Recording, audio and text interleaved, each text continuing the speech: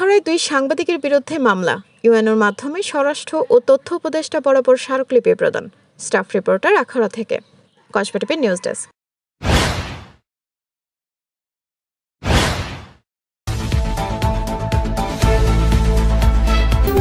Kasba TV, হৃদয়ে বাংলা। ব্রাহ্মণবাড়িয়ার আখাউড়ায় 2 সাংবাদিকের বিরুদ্ধে দায়েরকৃত মিথ্যা মামলা প্রত্যাহার ও আখাউড়া ইমিগ্রেশন ইনচার্জ এবং আখাউড়া থানা ওসির প্রত্যাহার চেয়ে স্বরাষ্ট্র ও তথ্য উপদেষ্টার কাছে স্মারকলিপি দিয়েছে সাংবাদিক সমাজ। মঙ্গলবার 19 আগস্ট বিকেল 4টার দিকে আখাউড়া উপজেলা নির্বাহী কর্মকর্তা অতীশদর্শী চাকমার মাধ্যমে এই স্মারকলিপি প্রেরণ করা হয়। এর আগে আখাউড়া ইমিগ্রেশনের অনিয়ম দুর্নীতি নিয়ে দৈনিক যুগান্তর এবং আরটিভির অনলাইনে সংবাদ প্রকাশ হলে ইমিগ্রেশন ইনচার্জ মোহাম্মদ আব্দুস সাত্তার বাদী হয়ে যুগান্তরের জেলা স্টাফ রিপোর্টার ফজলে রাব্বি ও আরটিভির মোহাম্মদ সাদ্দাম হোসেনের বিরুদ্ধে থানায় মামলা করেন। আখাউড়া প্রেস ক্লাবের সভাপতি শাহাদাত হোসেন লিটন, টেলিভিশন জার্নালিস্ট অ্যাসোসিয়েশনের সভাপতি মোহাম্মদ সাইফুল ইসলাম এবং রিপোর্টার্স ইউনিটির সভাপতি রুবেল আহমেদ স্মারকলিপিতে স্বাক্ষর করেন।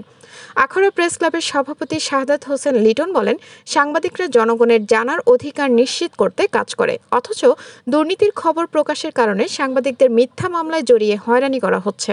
আমরা আশা করি সরকার অবিলম্বে এ মামলা প্রত্যাহার করবে। টেলিভিশন জার্নালিস্ট অ্যাসোসিয়েশনের সভাপতি মোহাম্মদ সাইফুল ইসলাম বলেন, ইমিগ্রেশন একটি আন্তর্জাতিক গুরুত্বপূর্ণ প্রতিষ্ঠান। সেখানে অনিয়ম দুর্নীতি দেশের ভাবমূর্তিকে ক্ষুণ্ণ করছে। দুর্নীতি আড়াল করতে সাংবাদিকদের বিরুদ্ধে মামলা দেওয়া সাংবাদিকতার স্বাধীনতায় হস্তক্ষেপ।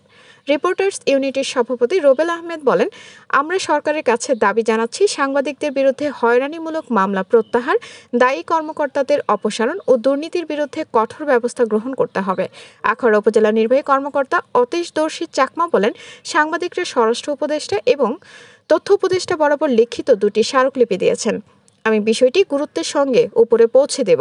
স্মারকলিপি প্রদানের সময় উপস্থিত ছিলেন আখাউড়া প্রেস ক্লাবের সহসভাপতি কাজী হান্নান খাদেম, সাংবাদিক কল্যাণ সোসাইটির সভাপতি নাসির উদ্দিন, সাধারণ সম্পাদক তাসবির আহমেদ, টেলিভিশন জার্নালিস্ট অ্যাসোসিয়েশনের সাধারণ সম্পাদক জালাল উদ্দিন মামুন, আখাউড়া রিপোর্টার্স ইউনিটির সাংগঠনিক সম্পাদক নাজমুল আহমেদ রনি, সাংবাদিক কল্যাণ সোসাইটির অর্থ সম্পাদক মোহাম্মদ আবির, আখাউড়া উপজেলা প্রেস ক্লাবের সাংগঠনিক সম্পাদক হাসান মাহমুদ পারভেজ ও আখাউড়া প্রেস ক্লাবের সদস্য অমিত হাসান অপু সহ প্রমুখ।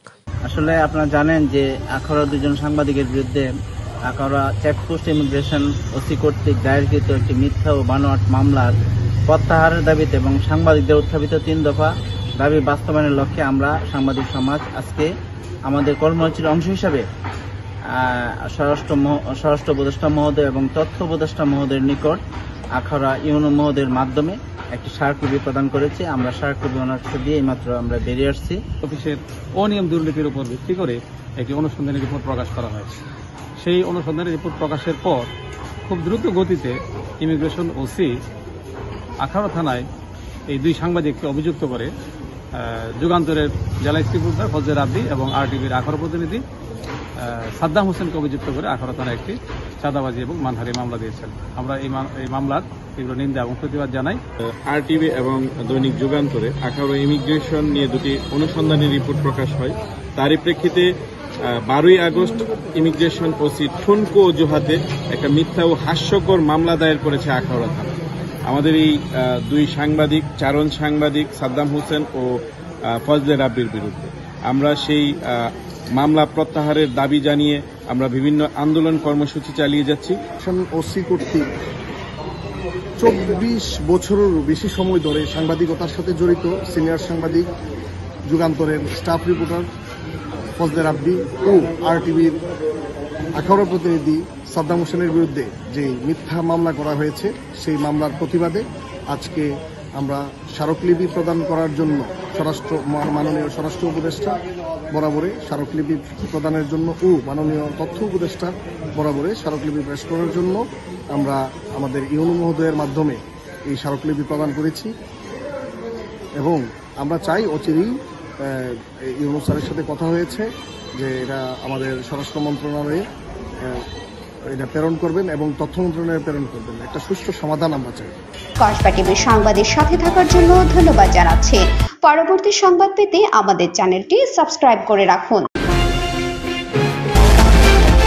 হৃদয়ে বাংলা, কসবা টিভি।